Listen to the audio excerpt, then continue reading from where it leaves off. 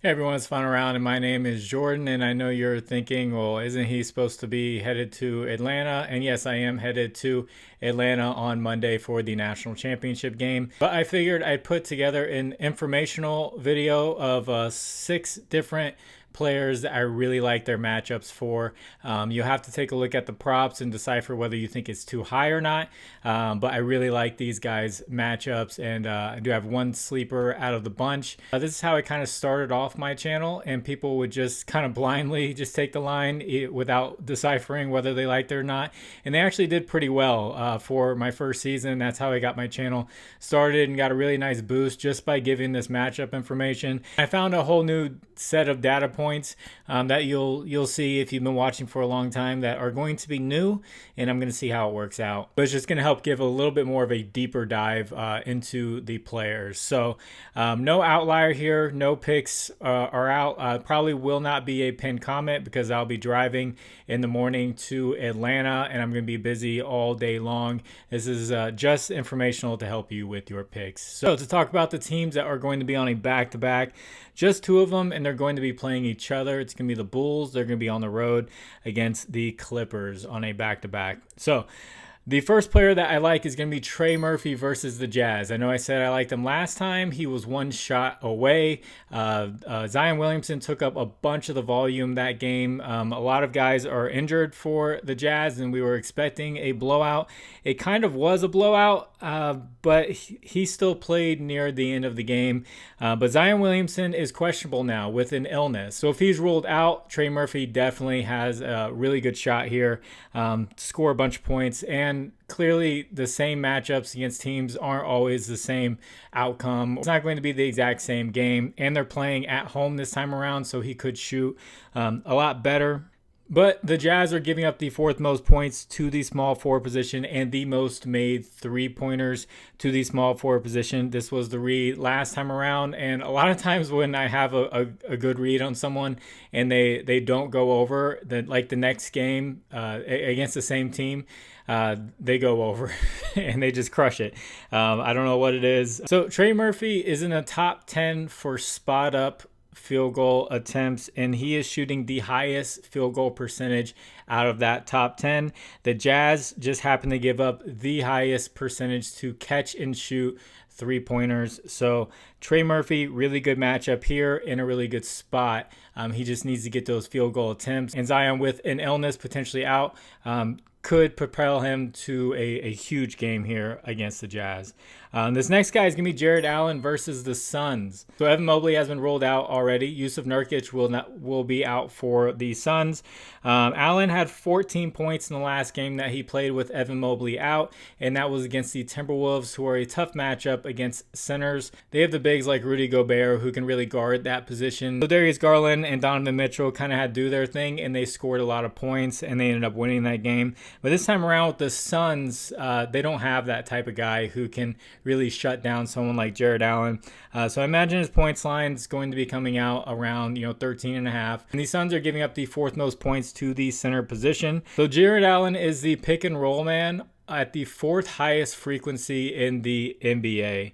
Evan Mobley is up there too, so if you take him out, Jared Allen could get even more pick and roll opportunities. And the Suns, they're allowing the 3rd most free throws when a team does a pick and roll. The big men who get the ball are getting to the free throw line a lot more often. So Jared Allen could find himself at the free throw line or getting easy buckets. And the Suns also allow the 3rd most putbacks in the NBA.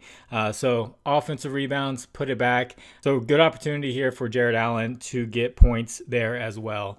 So if you guys could, please like the video. If you haven't, please subscribe to the channel. If you have a little bit of extra time, could you just leave a comment for the algorithm?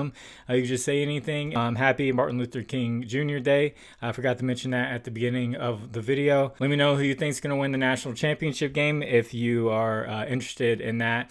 And also, if you want to get away from something like Prizepicks with all those flat lines and everything, and you want more dynamic payouts, more options, check out Underdog Fantasy, Sleeper, ParlayPlay, ChalkBoard, or BETR.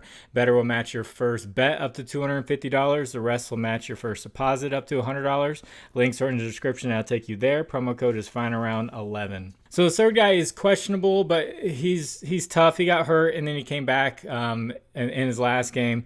So it's Josh Hart versus the Hawks. The Hawks give up the 7th most points to the small forward position, 4th most rebounds, and the 6th most assists. They play at the 2nd highest pace in the NBA, and he has had some pretty great games against them this year. He had 21 points, 8 rebounds, 6 assists, and 14 points, 8 rebounds, 8 assists. So coming really close to some triple doubles here, and I definitely like the assist prop for him in this type of fast-paced game. He's also been rebounding really well, and he's going to play a ton of minutes, and that is if he plays. Like I said, he is questionable.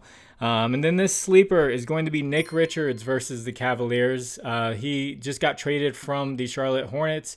I thought he was always a pretty decent backup for the Hornets, but now he's in the starting lineup for the Suns because Jusuf Nurkic is out. And he may even stay there whenever Nurkic comes back or Nurkic gets traded. But the Cavs give up the 11th most points to the center position and the 7th most rebounds. In his one game starting for the Suns, he had 21 points and 11 rebounds in just 29 minutes. So the Cavaliers, without Evan Mobley, they're not going to have a big on the court at all times. They're not going to have a center on the court at all times. Jared Allen's going to have to come off. Then you're going to have a guy like Georges Niang playing, the 5 spot. So Nick Richards is going to have some opportunities there for rebounding and scoring. Georges Niang is he plays hard, but not the best defensive player in the world or anything like that. Nick Richards could rack up some decent amount of points in this matchup against Cavaliers. And then this 5th guy is going to be Miles Bridges up against the Dallas Mavericks. So a lot of talk's been about Mark Williams with the Hornets. Obviously, everyone's looking at LaMelo Ball, but Miles Bridges has been quietly consistent since the new year. Mavericks give up the 7th most points to the power forward position. And he's scored 20 points or more in 6 out of the last 7 games. In his last 2 games versus the Mavericks, he has scored 22 and 23 points. Yes, Mark Williams will continue to play well. I think his points line will start to get inflated even more from where it was because more people are going to be putting money on Mark Williams, and then hopefully Miles Bridges can just fly under the radar here, and we can get a decent points line up against Dallas. And then this last guy, I've been talking about him for the past couple of videos that I've made, and it's Jaylen Green versus the Pistons. They give up the 13th most points to the shooting guard position and the 6th most three-pointers made. Jaylen Green is a top 12 scorer as the pick-and-roll ball handler. The Pistons are a bottom 12 team in giving up points to guys who are the pick-and-roll ball handlers. Pistons also give up the 2nd highest field goal percentage to pull-up shooters. The team that gives up the most is the Rockets, so this is the best matchup for him as a pull-up shooter. He is a top 20 player in the league when it comes to pull-up shots. And when you look at that list, it's just a bunch of guys that their names, like Kevin Durant, knocking down 40% of those shots, and he's averaging 30 points a game over his last 9 games. Since the start of the new year. He played poorly against the Pistons earlier this year, but in a lot of matchups that I've noticed on this streak that he's been going on, he played poorly against those teams earlier in the year as well, and now he's just playing at a different level. So I'm not putting too much stock in that poor game earlier this year. If you're that type of person where you live and die by head-to-head, then stay away from him. But he's been on fire, and he's got a good opportunity here against the Pistons. So if you'd like to discuss these lines further, I have a Discord. Link is in the description. You can hop on in there and talk about lines all day long. That is free. It's like a town square. You just bring your information. Everyone else brings theirs. And then you can have fun when the games start and get upset when players chalk. And then as far as a recap goes, in the video I had Jalen Durant 4 points plus rebounds. He ended up crushing that even though he was in foul trouble, played just 7 minutes in the first half. I did mention if you wanted to get him at a double-double for plus 150, he did hit that just barely with a bunch of offensive rebounds there at the end of the game. And then in my pinned comment, I had Ben Mathurin 2 assists. That did not hit. But I also had Jonas Valanciunas for rebounds, and I had Jaylen Green for 3-pointers made, and those both hit. And if you had paid attention to my leans on the the spreads, I believe all the ones that I said that I really liked hit for those spreads. So it was a pretty good day for the last video. So there will definitely not be a video on Monday night for Tuesday's games. I will be in Atlanta watching National Championship.